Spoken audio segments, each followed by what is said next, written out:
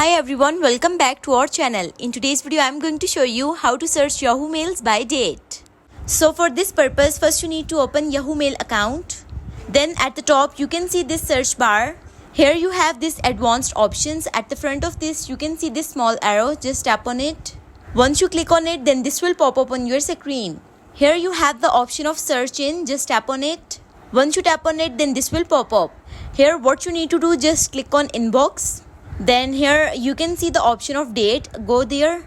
At the front of date, you have the option of any. Just tap on it. Then this will pop up on your screen. Here you have some different options, but what you need to do, just tap on custom date.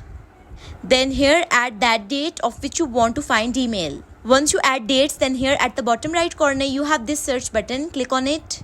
Once you click on it, then wait for at least 3 to 4 seconds. Once you're done with this, then here you can see all the mails of that date which you searched for will appear on your screen. So this is how you can search mails by date. So that's all for today's video. Thanks for watching.